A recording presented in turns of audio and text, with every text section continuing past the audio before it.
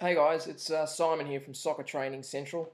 Um, just put some slides together on some of the soccer formations that you might play as a team. Look, it's not an exhaustive list, but it's really just to get you started, I suppose, on some of the more common formations that that you might want to play. First of all, is the 4-4-2. It's probably certainly by name, it's probably the most well-known formation, and the numbers relate to defence, midfield, and forward. So in this instance, we're talking about four in defence, four in the midfield, and two in the forwards. So you'll also notice that only adds up to 10. So it generally doesn't include the keeper, obviously, because the keeper doesn't change. So just to take you through 4-4-2. So in this instance, this is where you have four on the back. And as I took you through with the video I did on the positions that are available, the sweeper here behind the centre back, their role is really to cover across all of that defence. It's the last line of defence, so really to help try and clear up anything that might come through here. Really important as far as their tactical ability. Now the other one I just wanted to talk about is the midfield. So you've got four in the midfield here. Now there's 2 points I wanted to make. First of all, centre mid, whether you have them side by side or you've got one in front of each other. But this one here, this centre mid, their role is much more around certainly controlling the midfield, but they want to be pushing forward in more of an attacking role, if you like.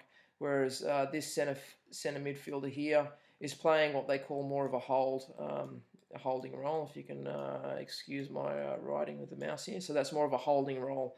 So and their job is really to try and control all of that sort of centre field, and obviously working with the back. So this one also works in the middle, but definitely more of an attacking player. Now with your wings here, so again they're playing in the midfield here, but their role is really to push right up. So if you like, they've got to control that whole channel along there. So both as far as getting back in defence and but also pushing forward in attack. And it's the same over here on the right. So they've got to control this whole channel down here. So both pushing forward in attack and supporting, trying to put the ball in and supporting the forwards, but also getting back in here to help defend. So that's the 4-4-2.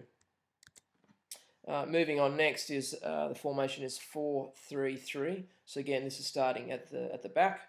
So we've got the four in the four here in the defensive line, and then this time we've only got three in the midfield.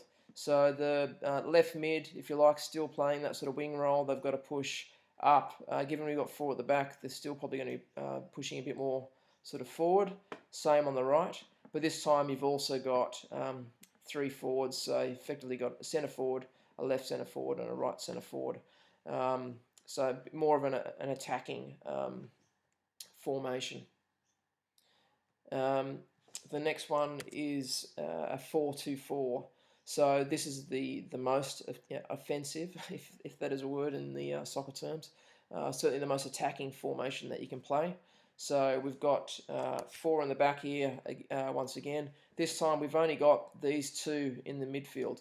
So in order to do that, these guys here obviously need to be extremely fit, but also they need to be very skillful because they've got to control that whole area. So you need to have a lot of confidence in your midfield. And obviously the idea is that they can push the ball up into these four forwards that you've got in here. So it also requires that you can, between these six players, that you can maintain and hold possession. But it does really come down to how skillful these guys are here in the middle. No doubt about that. The next formation is 3-5-2. It's probably also next to the 4-4-2. It's probably the most next common, if you like. So you'll notice here, this time we've only got three in the back, so there's no sweeper here. So, excuse me, we're relying on having these three here in the middle. And what we've done instead is we've got three in the centre mid here. So again, this one's playing a bit more of this centre mid here is playing more of a holding role, similar with this. and this one at the front certainly being sort of pushing up a bit. Again, you've got your left mid and right mid. They've got to cover all of this in defence, but also in attack. And then you've just got your two centre forwards, but obviously the left and right mid designed to sort of push right up. But this is quite, normally it might also be sort of spread across here if you like. So if you think you've got 5 midfielders spread right across here, it's really around a more of a defensive pattern. So you want to control, really about controlling that midfield, but also having the ability that these two on the left and right wings can also push up when needed. And the last one I'm going to take you through is a 3-6-1. So this obviously is very busy in the middle. So you've got 3 in the back. This time we've actually got 6 in the middle. So the idea, if you're going to be playing this, is really, I suppose, really about holding. A lot of congestion through the middle of the field here. So very, very defensive.